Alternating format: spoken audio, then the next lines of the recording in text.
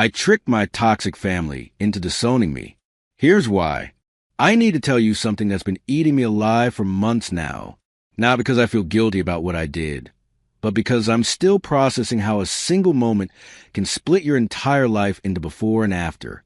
My name is Jake, and at 19 years old, I learned that sometimes the only way to save someone you love is to become the villain everyone already thinks you are.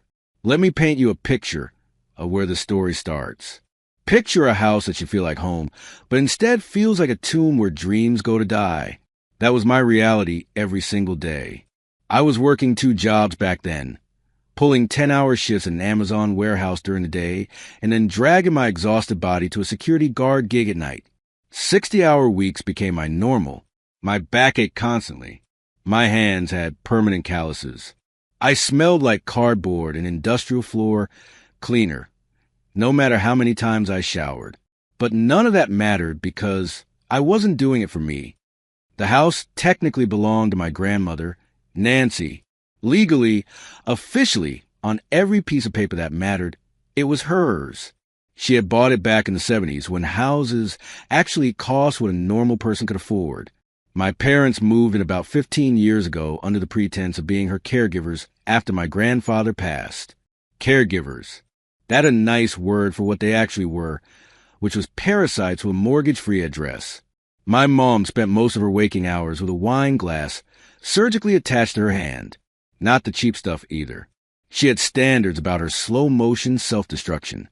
$18 bottles from a fancy grocery store, the kind with the French words on the label that she couldn't pronounce. She'd start around 11 in the morning, just a small glass with lunch she'd claim, and by dinner she'd be swaying and slurring while complaining about how hard her life was. My dad was a different kind of waste. He used to work construction back in the day, and he never let anyone forget it. Every conversation somehow circled back to the good old days when men were men, and he could frame a house in his sleep. Now he spent 14 hours a day on the couch, scrolling through Facebook on his phone, occasionally yelling at the television when sports didn't go his way. His contribution to the household consisted of taking out the trash once a week and complaining that nobody respected him. Then there was my older brother Tyler, 24 years old and absolutely convinced he was God's gift to finance. He called himself a crypto trader, which was a fancy way of saying he gambled with my parents' money and occasionally got lucky. He'd walk around the house talking about blockchain and market caps and disruption like he was some kind of Silicon Valley genius. In reality, he'd turned $3,000 into $4,000 over 2 years, which somehow made him an expert worth listening to. He treated me like I was mentally deficient because I worked real jobs instead of staring at price charts all day. This was my family. This was the environment I woke up to every single morning. The only light in that house was Grandma Nancy. She had a massive stroke 3 years before this all went down. It left her mostly paralyzed on her right side and unable to speak. She could understand everything. Her mind was still sharp, but the words just wouldn't come out. She'd squeeze your hand or move her eyes to communicate. And if you paid attention, really paid attention, you could understand her. Nobody paid attention except me. I'd sit with her every night after my shifts, even when I was so tired I could barely keep my eyes open. I'd tell her about my day, read her the news, show her funny videos on my phone. Her eyes would light up, and she'd make this small sound that was almost like a laugh. Those moments were the only thing keeping me sane.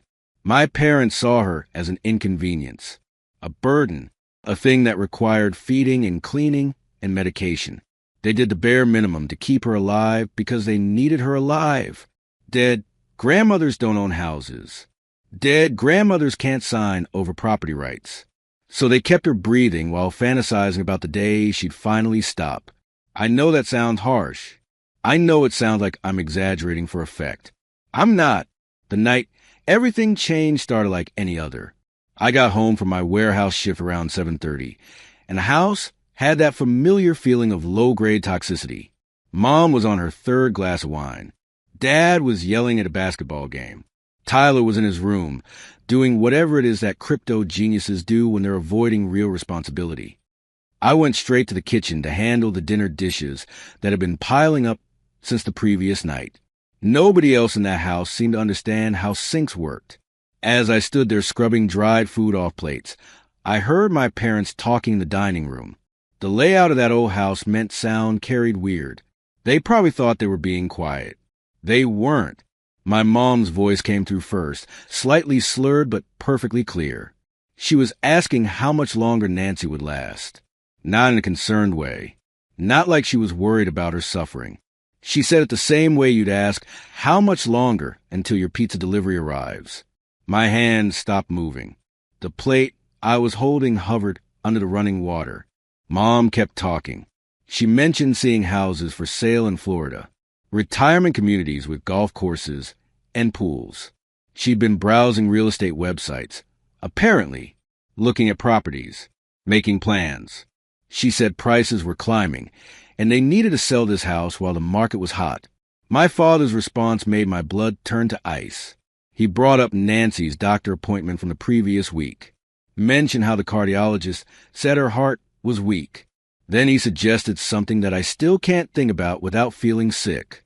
He wondered out loud if they stopped paying for her expensive medications, whether nature might take its course a little faster. His exact words were that she was basically a vegetable anyway, so what difference did it make? The sponge I was holding made a wet, tearing sound. I'd been squeezing it so hard it actually ripped in half. Soap and water ran down my arms. I stood there shaking, trying to process what I'd just heard. These were my parents, the people who were supposed to love and protect their family. And they were casually discussing murdering my grandmother through medical neglect so they could sell her house and move to Florida. I don't remember walking to Grandma Nancy's room. I just remember suddenly being there, standing in her doorway. The room smelled like the lavender lotion I rubbed on her hands every night and the faint medicinal scent of prescription creams. She was propped up in her adjustable bed, watching one of those old game shows on the small television I'd set up for her. When I came in, her eyes shifted to me. Even with half her face frozen, I could see the love there, the recognition, the trust. I walked over and sat on the edge of her bed, taking her good hand in both of mine. Her skin was thin and papery, covered in age spots, but her grip was surprisingly strong. I leaned close and whispered a promise that I meant with every cell in my body. I told her I wouldn't let them do it. I wouldn't let them hurt her. I'd find a way to protect her. Her eyes filled with tears. She couldn't speak, but she squeezed my hand 3 times. Our code. It meant I love you. The next day was my day off, which was rare. Instead of sleeping in like a normal person, I dragged myself out of bed early because Nancy needed a prescription refilled. Her heart medication, ironically enough, the same pills my parents were apparently planning to discontinue. The pharmacy was connected to a grocery store about 2 miles away. I could have driven, but I was trying to save gas money, so I walked. After picking up the medication, I stopped at the gas station next door. I needed coffee, the kind of burnt-tasting sludge that comes out of convenience store machines and probably violates the Geneva Convention. As I was paying, I saw the lottery display behind the counter. Powerball was up to $84 million. The number seemed obscene, impossible, the kind of money that existed only in theory for people like me. I had $6.37 left after paying for Nancy's medication and my coffee. On impulse, probably because I was exhausted and not thinking straight, I bought a ticket. 1 ticket. Quick pick. I didn't even choose the numbers myself. Just let the machine generate them randomly. The clerk handed me the flimsy piece of paper, and I shoved it in my pocket without looking at it. I remember thinking it was stupid, a waste of money I didn't have. But there was something almost meditative about the possibility, you know? Like maybe the universe wasn't completely rigged against people like me. I forgot about the ticket for 2 days. 2 days of grinding through warehouse shifts, scanning packages until my eyes burned, coming home to that toxic house, and pretending everything was normal. 2 days of watching my parents treat my grandmother like an inconvenience while they planned their future Florida retirement. On the 3rd day, I was using the bathroom at the warehouse during my lunch break, sitting in that echoey industrial stall, scrolling to my phone to avoid thinking about the 6 more hours of manual labor ahead of me. A notification popped up. Powerball winner announced. I clicked it without thinking. The winning numbers appeared on my screen. I stared at them. Then I pulled out my wallet because I'd stuck the lottery ticket in there and forgotten about it. My hands were shaking as I unfolded the paper and compared the numbers. They matched. All of them. Every single one. $84 million. I want you to understand something. My first emotion wasn't joy. It wasn't excitement or relief or even disbelief. My first emotion was pure, ice-cold terror, because I immediately understood what this meant. If I told my family, if I was honest about this ticket, several things would happen in rapid succession. First, they'd psychologically manipulate me into giving them the money. They'd been doing it my whole life, making me feel guilty for existing, convincing me I owed them for raising me. They were experts at it. I was 19 years old and had been trained since birth to believe I was worthless. They'd have that money in a trust fund with their names on it before the ink dried on the check. Second, they put Nancy in the cheapest nursing home they could find, some understaffed warehouse where old people go to die slowly and alone. They'd visit once a month maybe, if that. She'd spend her final days surrounded by strangers, wondering why I abandoned her. The thought made me physically ill. Third, they destroy me. Maybe not physically, though I wasn't entirely sure about that where Tyler was concerned. But emotionally, psychologically, they'd grind me down until there was nothing left. I'd become the family story, the ungrateful son who won the lottery and refused to share, never mind that they'd been planning to kill my grandmother for house money. I sat in that bathroom stall for 20 minutes, just breathing, trying to think clearly. The fluorescent lights hummed overhead. Someone came in, used the urinal, left. The warehouse PA system announced something about productivity targets. Normal life continued all around me while my entire existence had just detonated. Eventually, my thoughts started to organize themselves. A plan began forming, piece by piece, like my brain was working on a puzzle it didn't consciously understand yet. If I claimed this money openly, I'd lose everything that mattered. But if I was smart, if I was willing to do something extreme, maybe I could protect Nancy and escape at the same time. The solution was so obvious, it was almost funny. My family already thought I was worthless. They already treated me like a burden and a failure. What if I leaned into that? What if I became such a massive problem, such a potential financial liability, that they'd want nothing to do with me? What if I could make them so desperate to distance themselves that they'd do it legally, officially, with signatures and witnesses? If they disowned me, legally cut me off, they'd have no claim to anything I owned, including lottery winnings they didn't know existed. I finished my shift on autopilot. My body went through the motions of scanning packages and stacking boxes, while my mind was miles away, refining the plan. It had to be believable. It had to be something they'd buy completely, and it had to make them desperate enough to act immediately. When I got home that night, the house was quiet. Mom had passed out in her chair with an empty wine bottle on the side table. Dad was snoring on the couch. Tyler was presumably in his room, studying his precious charts.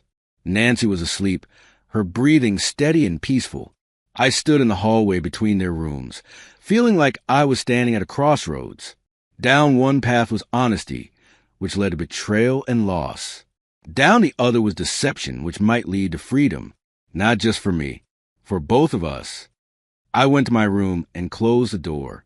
My room was barely more than a large closet, but it was mine. Posters I'd hung in high school still clung to the walls. My twin bed took up most of the space. A small desk I bought at a thrift store held my ancient laptop, and a lamp that flickered if you bumped it. I sat down at that desk and opened my laptop. The screen cast a pale blue light across my face. Outside my window, the neighborhood was dark and quiet. It was 2 a.m. In a few hours, I'd have to get up for another shift. But sleep wasn't possible now. The lottery ticket sat on the desk in front of me. $84 million on a piece of paper the size of a receipt. I picked it up, feeling its weight. It weighed nothing. It weighed everything. My eyes drifted to the wall, to a loose section of paneling near the floor that I discovered years ago.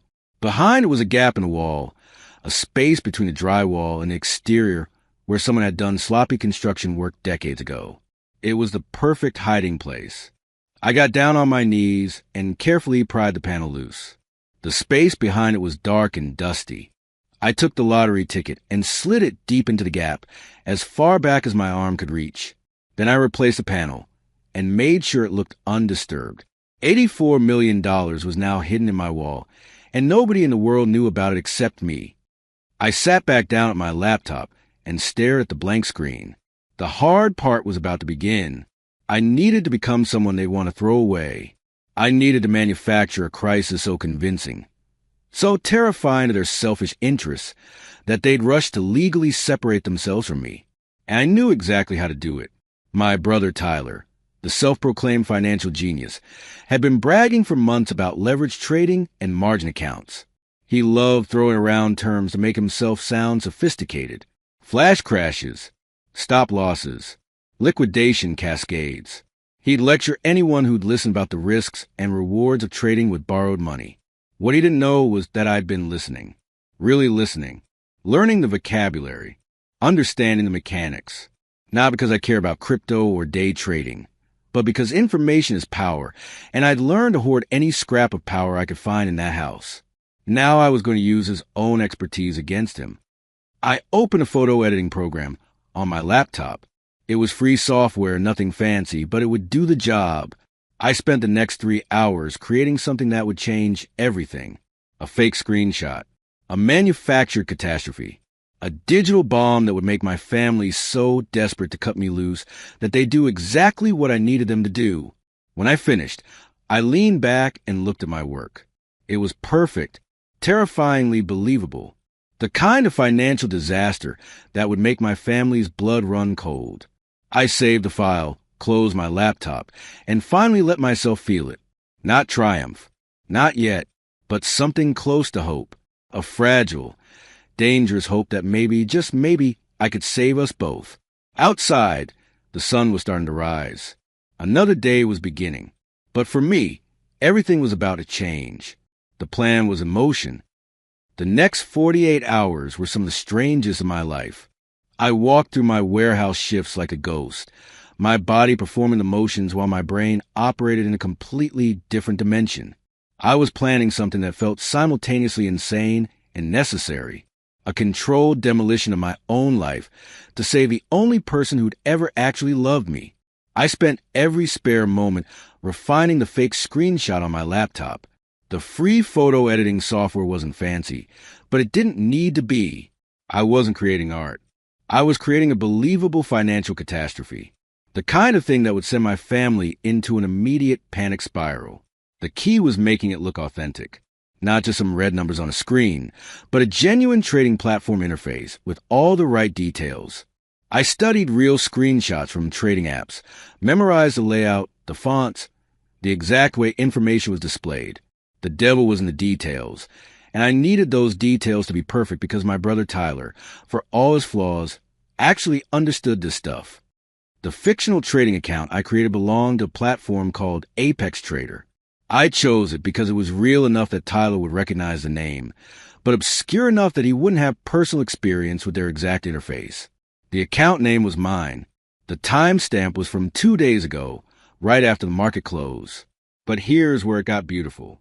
The balance wasn't just negative. It was catastrophically, life-destroyingly negative. Margin debt / negative balance : negative $482,000. Not 400,000. Not 500,000. 482,000 specifically. That level of precision made it real. Round numbers feel fake. Specific numbers feel like they came from an actual calculation. Below that, I added the transaction history. A single leverage position on a volatile crypto asset. Entry price, exit price, the works. The math actually checked out if you bothered to calculate it, which Tyler definitely would. I'd open a position with 50 times leverage, which sounds insane because it is insane, and then the price had moved against me during a flash crash event. For those who don't speak finance, let me explain what I was faking. Leverage trading means you're borrowing money from the exchange to make bigger bets. If you have $1,000 and use 50 times leverage, you're controlling a $50,000 position. When it works, your gains are multiplied by 50.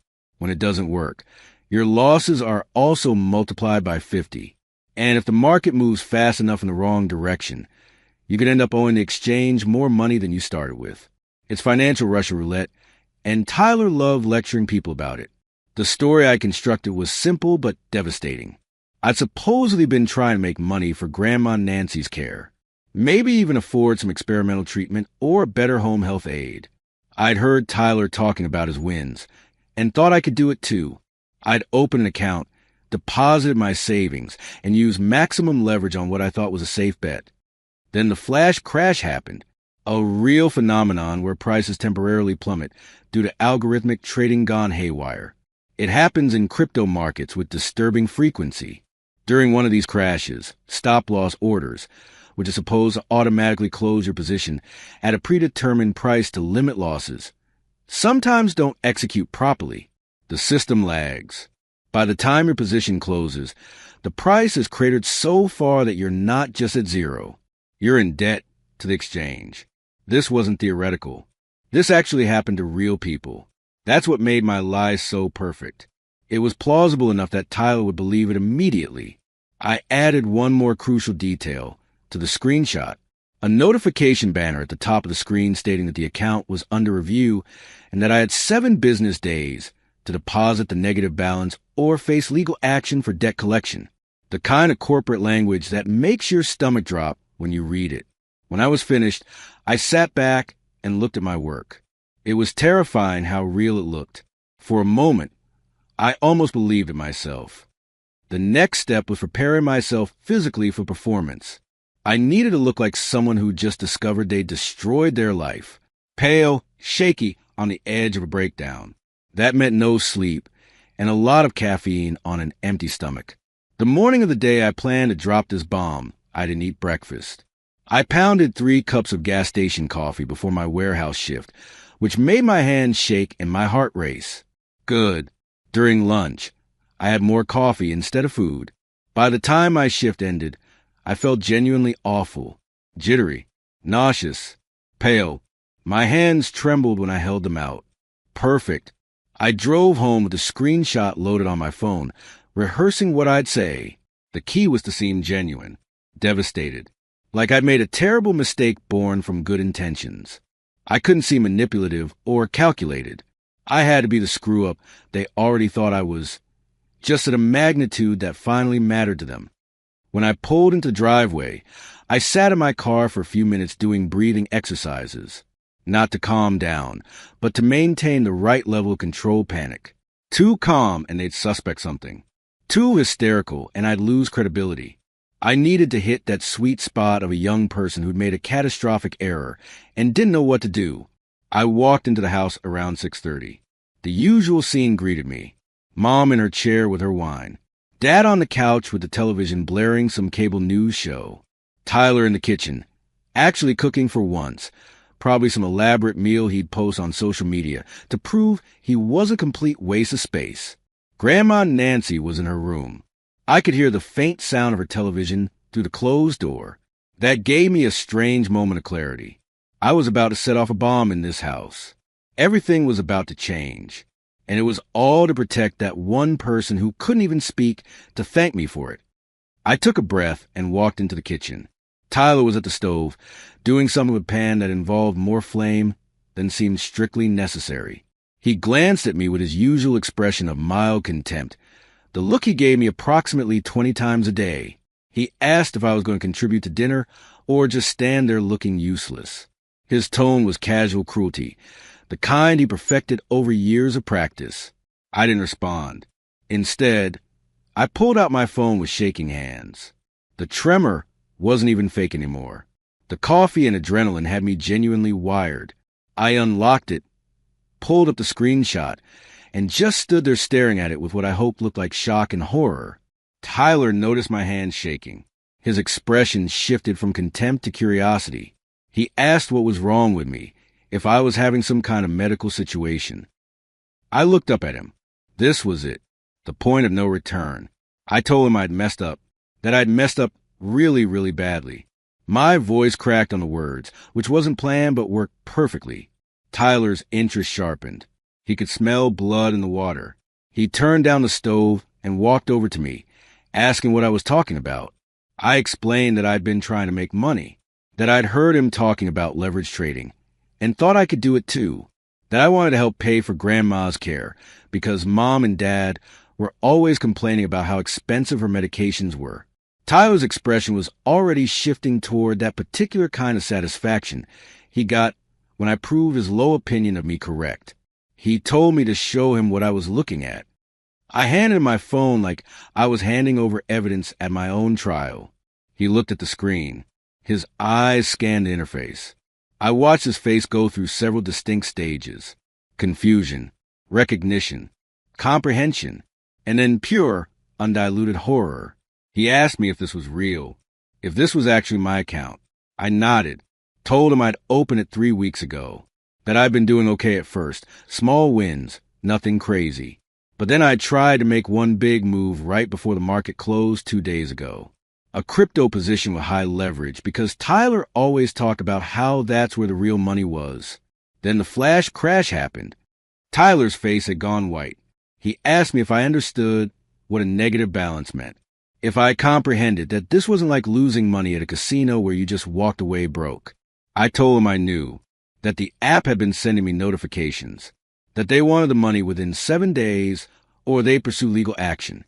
He zoomed in on the number, $482,000. His hands were shaking now, too. He started muttering, talking more to himself than to me. Something about slippage and how stop losses were supposed to prevent this exact scenario. How the exchange must have experienced a liquidity crisis during the crash and closed positions at the worst possible prices. This was the genius of using Tyler's own knowledge against him. He wasn't questioning whether this could happen. He was explaining to himself exactly how it had happened. He was authenticating my lie with his own expertise. He asked me what crypto I'd been trading. I told him it was a leveraged token on a mid-cap asset, one of the volatile ones he'd mentioned having a position in last month. His face somehow got even paler. He told me I was an idiot, that trading with that kind of leverage during a Federal Reserve announcement week was literally the dumbest thing anyone could do, that the volatility was guaranteed, and the flash crash probability went through the roof during those periods. I said I didn't know, that I'd just seen the position moving up and thought I'd make a quick profit before bed. By this point, our conversation had gotten loud enough to draw attention. Dad appeared in the kitchen doorway, asking what all the yelling was about. Mom was right behind him, wine glass in hand, looking annoyed at having her evening viewing interrupted. Tyler held up my phone like it was evidence at a crime scene. He told him I'd done something incredibly stupid, that I destroyed my life and possibly theirs too. Mom asked what he was talking about. Her words were slightly slurred, which meant she was on glass number 4 or 5. Tyler launched into an explanation, using all his finance terminology. He talked about margin debt and technical overdrafts and asset seizure. He made it sound even worse than I'd imagined, adding details about how exchanges pursue these debts and how they could go after anyone registered at the debtor's address. Dad's expression shifted from confusion to anger. He asked if Tyler was saying that debt collectors could come after their house. Tyler confirmed it, told him that because I was registered at this address, because I had no other assets, the exchange would absolutely pursue collection against any property associated with my name. And since I was legally a resident here, that put their house in danger. Mom made it sound like she'd been punched. She looked at me with an expression I'd never seen before. Pure hatred, not disappointment or frustration. Actual hatred. She said I destroyed everything, that they'd been planning their future, their retirement, that the house was supposed to be their nest egg after Nancy passed. And now I put all of it at risk. Notice she didn't say after Nancy died. She said after Nancy passed, like it was a scheduled event they were waiting for. Like my grandmother was a television show that would eventually reach its series finale and free up their evening slot. Dad started pacing. He was asking Tyler questions about the legal mechanics, whether the debt could be discharged in bankruptcy, whether there was any way to protect their assets. Tyler said bankruptcy wouldn't help, because this was a margin debt, not a normal loan. That it was more like fraud from the exchange's perspective. That they'd pursue it aggressively because letting it slide would set a precedent for other traders to take ridiculous risks knowing they could just declare bankruptcy. The words fraud and legal action hung in the air like nerve gas. Mom turned to me and asked how I could do this to them. She wasn't crying. She was furious. She wanted to know if I had any idea what I'd cost them, if I understood that I'd ruined their lives. Not my life. Their lives. I started to respond, to say I'd been trying to help, but Tyler cut me off. He said it didn't matter now, that the only thing that mattered was damage control.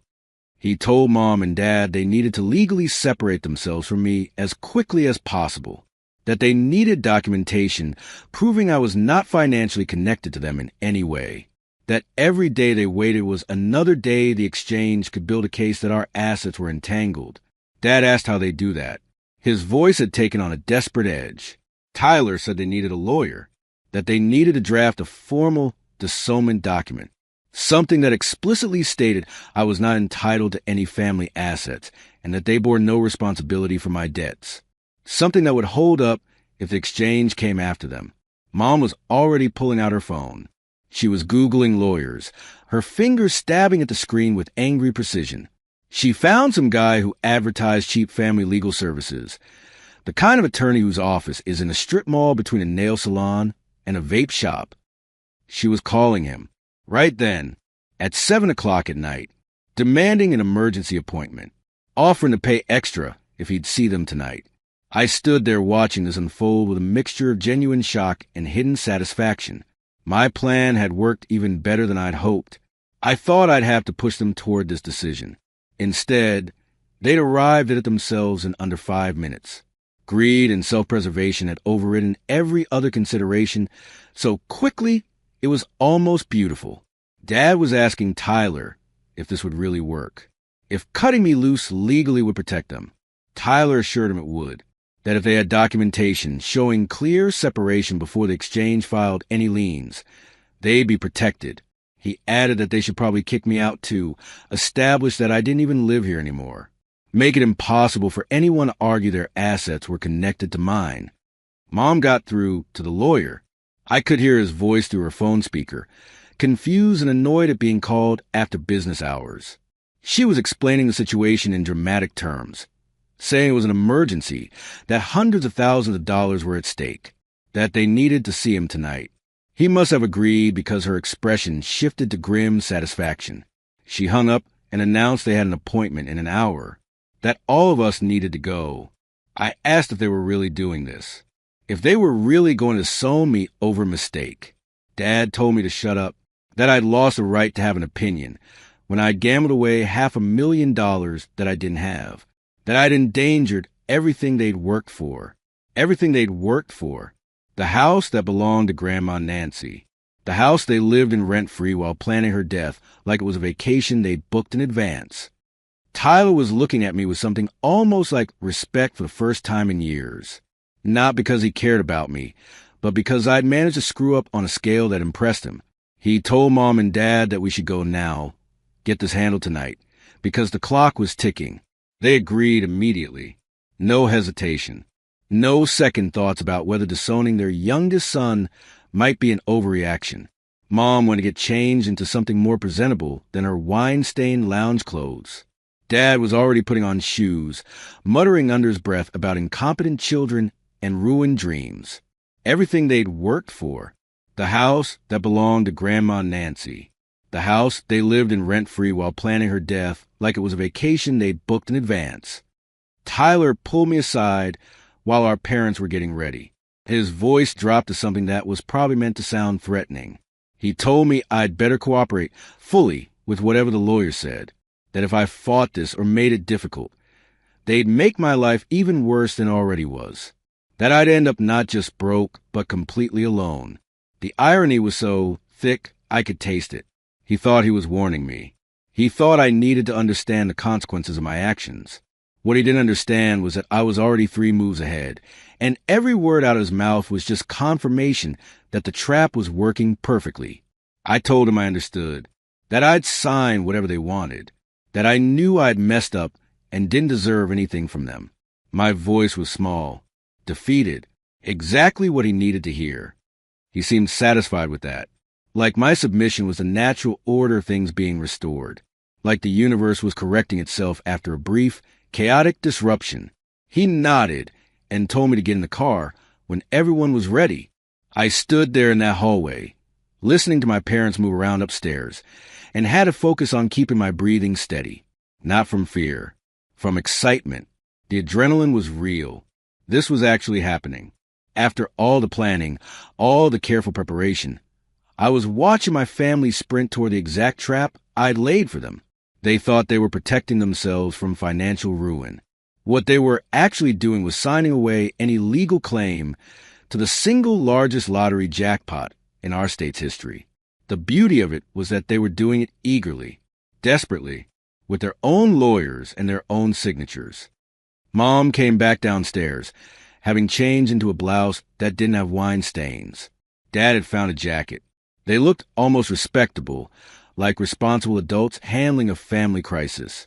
The illusion was perfect except for the expressions on their faces, which showed nothing but cold calculation and self-preservation. Mom grabbed her purse and announced it was time to go. Dad was already jingling his car keys. Tyler gestured for me to follow them out to the driveway. As we headed for the door, I glanced back toward Grandma Nancy's room. Her door was closed.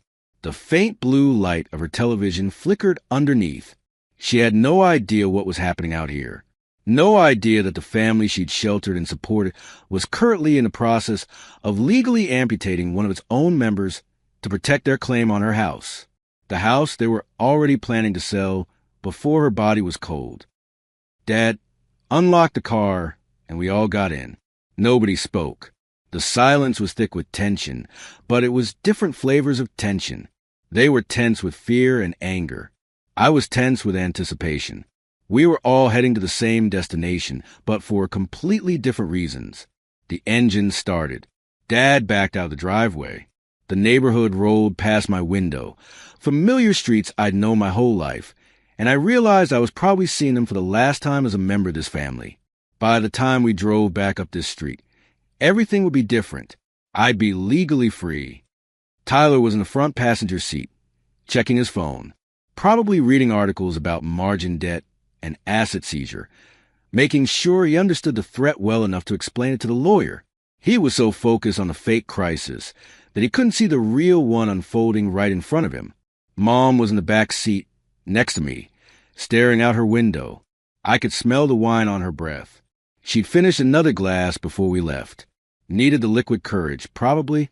Disowning your son is easier with a little Cabernet in your system. Dad's jaw was clenched as he drove. His hands gripped the steering wheel tight enough that his knuckles were white. He kept muttering things under his breath, fragments of sentences about responsibility and consequences, and how he'd known I'd amount to nothing. Part of me wanted to laugh. Part of me wanted to tell them everything right there in the car.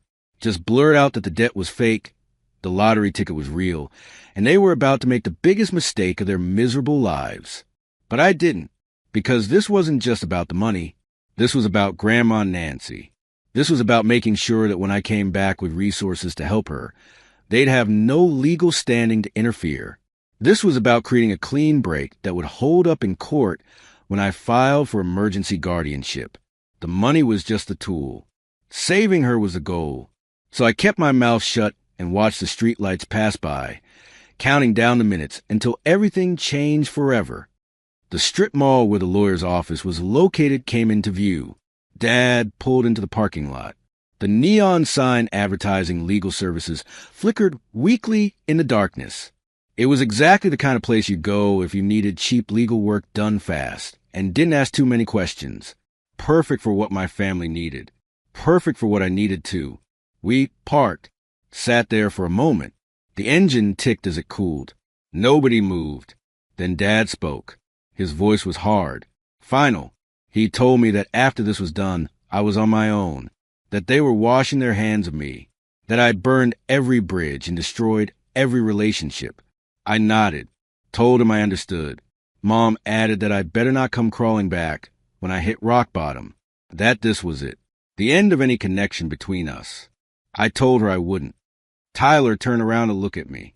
His expression was something between pity and contempt. He said that maybe this would teach me something about consequences, about how the real world works, about what happens when you try to play games you don't understand. I almost smiled at that. Almost, because he had no idea how right he was about games and understanding. But instead of smiling, I just looked down at my hands and nodded like I was taking his wisdom to heart. He seemed satisfied, turned back around, opened his door. We all got out of the car and walked toward that cheap legal office with its flickering sign and its promise of fast, affordable family law services. My parents walked ahead, Tyler beside them. I trailed behind, playing the role of the defeated son one last time. Behind my hands, which I brought up to my face like I was overwhelmed with shame and regret, I allowed myself the smallest smile. Not a big theatrical grin, just a tiny acknowledgement of what was about to happen. They thought they were cutting loose a liability. What they were actually doing was signing away their claim to $84 million. And they were about to do it eagerly, desperately, with lawyers and witnesses and notary stamps. Dad reached the door to the office, pulled it open, gestured for everyone to go inside. This was it, the moment where everything changed. I took a breath, put on my best expression of misery and defeat, and walked through that door to watch my family destroy themselves with their own greed. The lawyer's office was exactly what you'd expect from a place that advertised emergency legal services after business hours. Cheap paneling on the walls, fluorescent lights that hummed with a frequency that made your teeth ache. A waiting room with chairs that had probably been there since the 80s, their fabric worn thin and stained with decades of other people's desperation. The receptionist's desk was empty. Of course it was. This was an after-hours emergency appointment, which meant we got the lawyer himself, no support staff, just a guy trying to make some extra cash off other people's family drama. He appeared from a back office within seconds of us walking in. Mid-50s, overweight in that specific way that comes from too many years of sitting behind a desk. His suit had probably fit him properly once, maybe a decade ago. Now it strained at the buttons. His tie was loosened around his neck, like he'd been wearing for 12 hours and couldn't wait to take it off. He introduced himself as Mitchell Crane, shook hands with my dad and Tyler, but barely glanced at me. I was the problem being dealt with, not a client worth acknowledging. He invited us into his office. The space was cramped and cluttered. File folders covered every surface. His desk was buried under paperwork. The computer monitor was one of those old, thick ones that took up half the desk. There was a faint smell of old coffee and something else, maybe mildew from the carpet that hadn't been replaced in 20 years. We sat in the chairs facing his desk, Mom and Dad in the middle, Tyler to the side, me at the end like I was already being pushed out of the family portrait. Crane settled into his chair with a wheeze and asked what brought us in tonight. Mom launched into the explanation before anyone else could speak. She was talking fast, her words running together slightly from the wine. She painted a picture of a crisis. Her irresponsible son gambling with money he didn't have, creating catastrophic debt, put an entire family at risk. She made it sound like I deliberately attacked them, like this was a calculated assault rather than a terrible mistake. The emotion in her voice was real, which was almost impressive considering she was describing a situation that didn't actually exist. Crane listened, taking notes with a pen that looked like he'd stolen it from a hotel.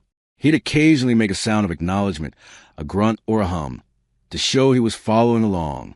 When Mom finally ran out of steam, he turned to me, asked if what she described was accurate. I nodded, confirmed that I'd made a terrible mistake with margin trading, that I owed a huge sum I couldn't possibly repay, that my family was worried about being held liable for my debt. My voice was small, defeated. The performance was getting easier with each repetition. Crane asked some basic questions. How much exactly did I owe? When did this happen? Did I have any assets of my own? Any income beyond my warehouse job? I answered honestly about everything except the thing that mattered. No assets, no savings, just minimum wage jobs and overwhelming debt. Tyler jumped in with technical details. He explained margin trading to the lawyer, like he was teaching a class, talked about leverage and liquidation, and how exchange debt worked. He was showing off his knowledge, establishing himself as the smart one in the family. Crane seemed impressed, or at least interested. He asked Tyler a few follow-up questions about the mechanics of debt collection in these situations. Tyler explained that because I was registered at their address, collection agencies could potentially pursue assets at that location, that they could file liens against property, that the safest approach was complete legal separation. Crane nodded along, said that what they were asking for was definitely possible, that he could draft a family financial separation agreement establishing clear boundaries. Dad asked how quickly it could be done. His voice had an edge of desperation. He wanted this handled now, tonight, before I could do any more damage. Crane said he could have a document ready within the hour if they were willing to wait. His rate for emergency service was higher than usual. He mentioned casually, but it would be legally binding. Dad said price wasn't an issue. They just needed it done. So we waited. Crane disappeared back into his office to draft the document. We sat in that depressing waiting room, not talking, just existing in our separate bubbles of tension. I kept my head down, maintained the posture of someone who destroyed their life and knew it. Inside, I was calm, focused, counting down the minutes until this would be over. 20 minutes passed. 30. I could hear Crane's printer running. The mechanical were of paper feeding through. Each page was another nail, and the coffin my family was building for themselves. Finally, he emerged with a stack of papers, called us back into his office. We sat down in the same positions. Crane spread the documents across his desk, started explaining the terms in that particular tone lawyers use when they want to sound important. Full financial separation, no mutual responsibility for debts, no claim to each other's assets, legal acknowledgement that I was an independent adult with no family financial ties. As he read through the sections, I watched my parents' faces. They were nodding along, eager and relieved. This was exactly what they wanted. Protection, distance, legal proof that my problems weren't their problems. Then Dad interrupted, asked Crane to add something about future assets. Crane looked up, asked what he meant. Dad explained that he wanted to make sure this covered not just current debts, but any future issues. That if somehow I ever got money down the road, if I ever managed to get back on my feet, he wanted it clear that I had no claim to anything of theirs and they had no obligation to me. Crane considered this, said that was actually a smart addition, that they should include a clause about complete separation from all assets, past, present, and future, that it was standard practice in these situations to make the language comprehensive. He made notes on the document, added the language right there in front of us. Mom suggested another addition. She wanted it stated explicitly that I no longer resided at their address, that I had no claim to the house, that they were not responsible for providing me with shelter. Crane added that too. His pen scratched across the paper, each word another brick in the wall between us. Tyler threw in his contribution. He wanted a clause stating that the separation was voluntary on my part, that I acknowledged I was being treated fairly and had no legal grievances. Smart kid. He was covering their bases, making sure I couldn't come back later and claim I'd been coerced. Too bad for him. I wanted this even more than they did. Crane incorporated all their suggestions. The document was growing longer, more detailed, more ironclad. They were so focused on protecting themselves from my fake debt that they couldn't see they were signing away their claim to real money. When he finished the revisions, Crane printed new copies, handed them around, started walking through each section, explaining the legal language. My parents weren't really listening. They just wanted to sign.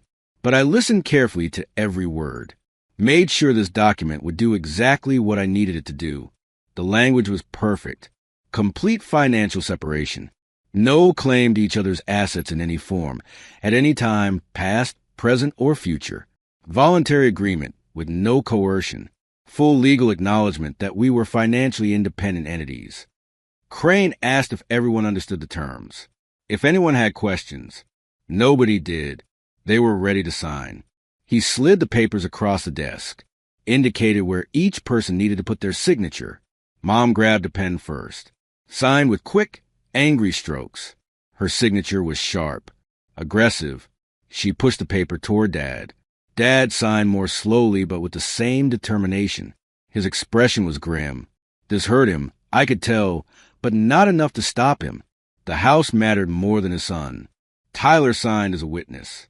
His signature was neat, precise, proud of himself for being part of the solution. Then the paper came to me.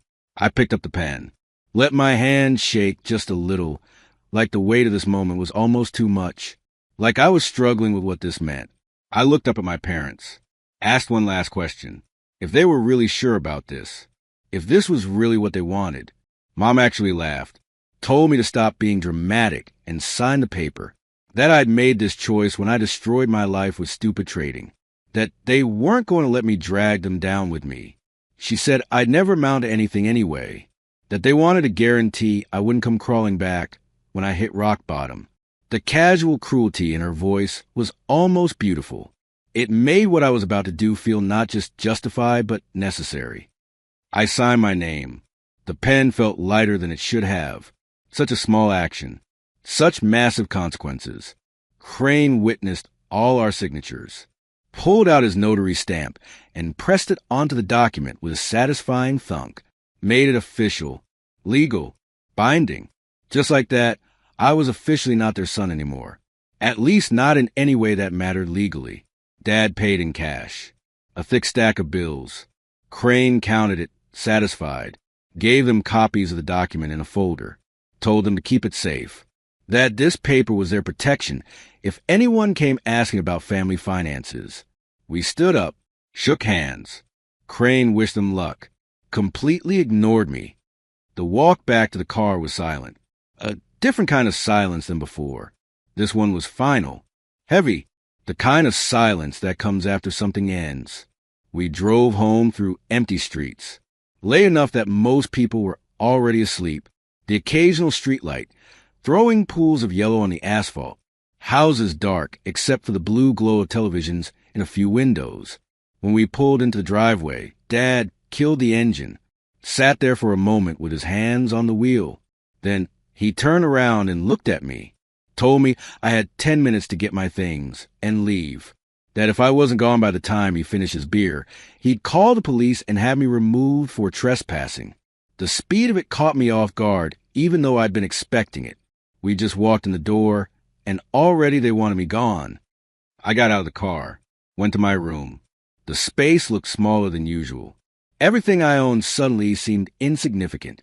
Clothes, books, the cheap laptop, posters on the wall from high school. I grabbed my backpack, threw in some clothes, my laptop, the charger, some basic toiletries, left everything else. None of it mattered anymore. Before I left, I had to see Grandma Nancy one more time. I walked to her room, knocked softly even though she couldn't answer, opened the door. She was awake, propped up in bed, watching one of her game shows with the volume low. When she saw me, her face lit up with that smile she could still manage. I sat on the edge of her bed, took her good hand in mine. The words came out in a whisper. I told her everything was going to be okay, that I was leaving for a little while, but she shouldn't worry, that what just happened was part of a plan, that I was going to come back for her very soon. I told her to hold on just a little bit longer, to be strong, that I loved her more than anything in the world. Her eyes filled with tears. She squeezed my hand 3 times. Our code, I love you. I kissed her forehead. Let myself have one moment of real emotion in the middle of all this calculated deception. She was the only person in this house who'd ever actually loved me, the only one worth saving. I promised her again that I'd be back, that she wouldn't have to stay with them much longer. Then I stood up and walked out of her room for what I thought might be the last time. Tyler was in the hallway, told me my 10 minutes were up, that it was time to go. I didn't argue, just walked to the front door with my backpack. The family was in the living room, watching me leave like I was trash being taken out. Dad with his beer, Mom with her wine, Tyler standing there with his arms crossed, making sure I actually left. Dad yelled something about never coming back, about how I wasn't welcome here anymore, how I burned every bridge. I didn't respond, Just opened the door and walked out into the night. It was raining. Of course it was raining. Cold drops that soaked through my jacket within seconds.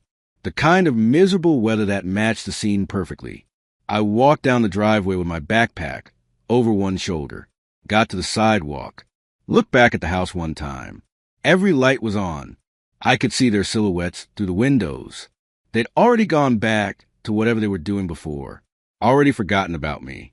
I pulled out my phone and called a cab, gave him the address of a motel across town, the kind of place that charged by the week and didn't ask questions. While I waited, I stood there in the rain. Let it wash over me. And something strange happened. The weight I'd been carrying for 19 years started to lift. The cab pulled up. I got in. The driver asked if I was okay, probably because I was soaking wet and carrying everything I own in a backpack. I told him I was fine. Better than fine, actually. As we drove away, I watched the house disappear in the rearview mirror. That prison, that tomb, that place where a loved one to die. I pulled out my phone, opened the photos, found the fake trading screenshot I created, looked at it one last time, then deleted it. Didn't need it anymore. The driver asked where I was headed with all my stuff, if I was starting fresh somewhere. I told him, yeah, something like that. We drove through the empty streets, past closed businesses and dark houses. The rain kept falling. The windshield wipers beat a steady rhythm. I thought about the lottery ticket hidden in a secret pocket I'd sewn into the lining of my backpack. $84 million in a piece of paper smaller than a receipt. I thought about the document I'd just signed, the legal separation my family had demanded, the protection they thought they'd secured for themselves. And I allowed myself a small smile. This was the last time I'd see that house as a poor person. The last time I'd be at anyone's mercy. The last time I'd have to pretend I was powerless. Everything was about to change. For weeks later, the world looked very different. I'd spent that first week in the motel planning, making phone calls, setting things in motion. I researched which state lottery offices allowed anonymous claims through trusts. Found one that did. Hired lawyers to set up the structure. Good lawyers. The kind that cost $500 an hour and were worth every penny. The claim was filed through an LLC I created specifically for this purpose. The press release from the Lottery Commission mentioned a winner from our state, but no name, no photo, no sob story about a kid from a poor family. Just a quiet transaction. Ticket verified. Money transferred. $84 million, less taxes. Still more money than I could spend in 3 lifetimes. The second week, I'd focus on Grandma Nancy. I hired a different set of lawyers, specialists in elder law and guardianship cases. Gave them everything I had. The recording I'd secretly made of my parents discussing letting her die. Medical records showing inadequate care. Photos of the pressure sores she developed from being left in bed too long. Documentation of missed medications. They told me it was a strong case. That emergency guardianship was definitely possible given the evidence of neglect and the threat to her well-being. We filed the paperwork. Got a court date. Moved fast because every day she stayed in that house was another day of danger. The third week, the court ruled in my favor. Emergency guardianship granted. I was now legally responsible for her care, which meant I could make medical decisions, living arrangements, everything. And as her guardian, I could remove her from any situation I deemed unsafe. The fourth week, I made my move. I'd hired a private medical transport company, the kind that moves patients in comfort and style. Bought a house in a nice neighborhood with single-story living and wide doorways for a wheelchair. Hired round-the-clock nursing care. Set up a proper medical suite with everything she'd need. I'd also hired movers to pack up her belongings. Every photo, every keepsake, every piece of furniture she'd accumulated over her lifetime. It was all coming with her. And I'd hired a real estate attorney to handle the sale of her house, because it was still legally hers, even if my parents had been living there rent-free. As her guardian, I had the authority to sell it. My parents were about to get a very rude awakening. I chose a sunny morning for the visit. Wanted good visibility. wanted the neighbors to see everything. I arrived in a convoy, my lawyer in one car, medical transport in an ambulance, police escort for what they call a civil standby, which is when officers supervise a potentially volatile situation, and me in a black town car that had probably cost more than my dad made in a year.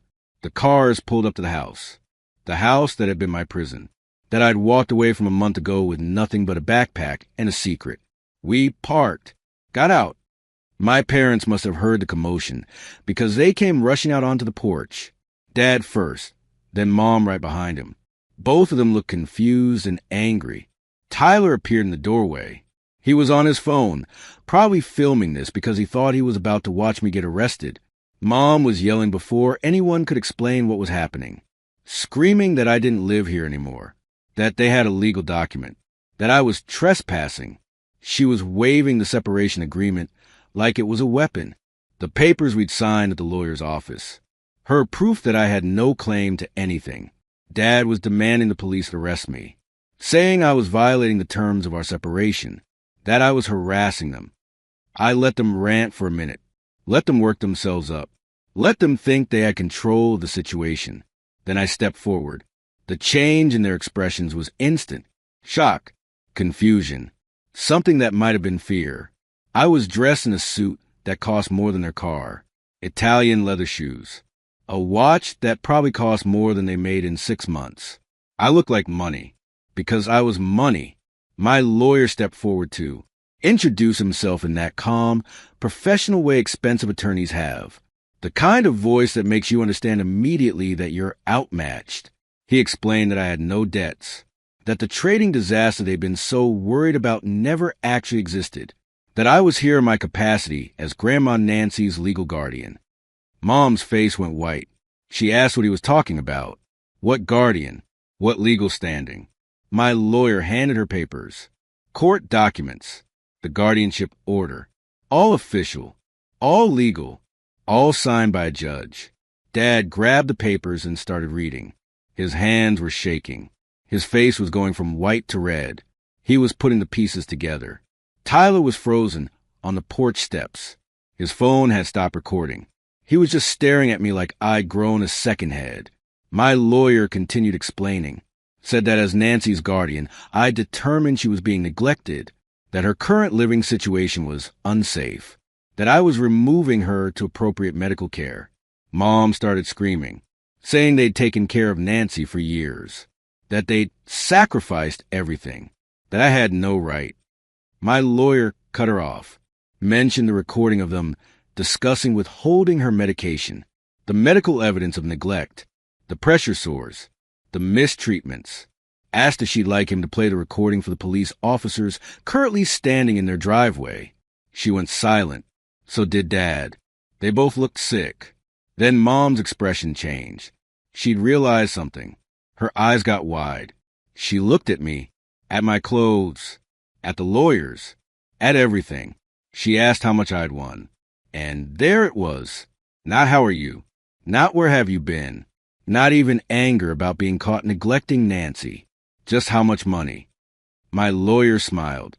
Cold, professional, told her that according to the separation agreement she'd insisted on signing, she had no right to information about my financial assets, that they specifically waived all claims to my property, past, present, or future. Then he mentioned the amount anyway, just because he could, just because the look on their faces was worth it. $84 million. The silence that followed was beautiful, perfect, complete. Dad made a sound like he'd been punched in the stomach. Tyler actually dropped his phone. Mom just stood there, her mouth opening and closing like a fish. Then she started moving toward me, arms out, tears suddenly appearing, saying she knew I'd come back. That family was family. That blood was thicker than water. The police officers stepped between us. My lawyer had briefed them in advance. They knew what to expect. Mom was trying to push past them, calling me baby, sweetheart, saying she'd always believed in me, that they'd just been trying to teach me responsibility. It was fascinating watching her try to rewrite history in real time, erasing the cruelty, the neglect, the eager way she'd sign me away. Tyler had recovered enough to start talking. He was going on about how he'd taught me everything I knew, how his expertise had helped me understand the market, how this was really a team effort. The shamelessness was almost impressive. Dad was just standing there, doing math in his head, probably calculating how much 84 million was when divided by 4 family members, figuring out his share. My lawyer addressed them all, explained that they needed to step back, that we were here for Nancy and nothing else. The medical transport team was already moving toward the house. I'd given them the layout in advance. They knew exactly where Nancy's room was. I walked past my parents, past Tyler, up the porch steps I'd walked up and down thousands of times, into the house that had been my prison. Mom was following me, still trying her act, saying we should talk, that we could work this out. That family stuck together. I didn't respond, just walked straight to Nancy's room. She was in bed, watching her shows. When she saw me, her face transformed. Pure joy, recognition, love. The medical team was gentle, professional. They explained what was happening, that she was going to a better place, that I'd be with her. She squeezed my hand 3 times. I love you. I squeezed back, told her we were going home. They moved her to the transport gurney with careful efficiency, made sure she was comfortable, secured the straps, started wheeling her out. Mom tried to block the hallway, said they couldn't just take her, that this was kidnapping. My lawyer mentioned the word guardianship again, slowly, like he was talking to a child, explained that this was completely legal, that interfering would result in criminal charges. The police officers backed him up, told my parents to step aside. We moved through the house, down the hall, through the living room, out the front door. The neighbors were watching now, standing in their yards, on their porches, whispering to each other. As we loaded Nancy into the medical transport, I turned back to my parents, told them there was one more thing. My lawyer handed Dad another set of papers. These ones were different. A notice of intent to sell the property. Dad asked what this meant. His voice was barely a whisper. I explained that as Nancy's guardian, I had authority over her assets, that the house was still legally hers, that I decided it needed to be sold to fund her care. The look on his face was everything. I told them they had 30 days to vacate the premises, that the real estate agent would be in touch about showings, that they should start looking for new accommodations. Mom was shrieking now, saying this was their home, their security, their retirement plan. I mentioned that according to the legal separation they'd insisted on, they had no claim to my assets or my decisions, that this was entirely within my rights as Nancy's guardian. Tyler finally found his voice, started going on about how I'd tricked them, how the debt was fake, how I'd manipulated them. I looked at him, really looked at him, let him see exactly how little I cared about his opinion, told him he'd been right about one thing, that knowledge really was power, and that his expertise in margin trading had been incredibly useful, just not in the way he'd intended. The understanding that dawned on his face was beautiful. The realization that his own knowledge had been weaponized against him, that every technical detail he'd added to make my fake debt sound more convincing had been another nail in his own coffin. I got into my car. The medical transport pulled away first, Nancy safe inside. The lawyers followed. The police escort. I was the last to leave. As my driver pulled away from the curb, I looked back one final time, saw my parents standing in the driveway of a house that was about to be taken from them, saw Tyler realizing that his smugness and his expertise had been his downfall, saw the life I was leaving behind forever. The driver asked where to next. I gave him the address of Nancy's new home, our new home, the place I'd set up for both of us. He nodded, started driving. 3 months later, I'm sitting on the patio of a house overlooking the ocean. The sound of waves is constant, soothing. The air smells like salt and freedom. Nancy is in her chair next to me, a blanket over her legs even though it's warm out. She looks healthier than I've seen her in years. Proper nutrition, constant care, physical therapy, that's actually helping. I'm reading to her from a book she loves, something about gardens and seasons and the passage of time. She's listening with her eyes closed, a small smile on her face. The nursing staff is inside, preparing lunch. There's a chef who comes in to make her favorite meals. Physical therapists who visit 3 times a week. Everything she needs. I don't think about my parents much anymore. Last I heard, they'd found a cheap apartment across town. Dad got a job doing part-time maintenance work. Mom was working retail. Tyler moved back in with them because his crypto genius routine didn't translate to actual income. They tried to sue me. Multiple lawyers told them they had no case. The separation agreement they'd insisted on was ironclad. The guardianship was legitimate. The sale of the house was legal. Every door they tried to open, I'd already locked from the inside. Sometimes I see them at a distance. In stores. On the street. They pretend not to see me. I return the favor. The money is nice. I won't pretend it isn't. But that's not what I won. I won the ability to protect someone I love. I won freedom from people who saw me as nothing more than a burden. I won the right to make my own choices and live my own life. I won Nancy's final years being filled with comfort instead of neglect. That's worth more than $84 million. That's worth everything. Nancy squeezes my hand. 3 times. I love you. I squeeze back. 3 times. I love you too. The waves keep rolling in. The sun is warm on my face. The book is good. Life is good. And I earned every second of it.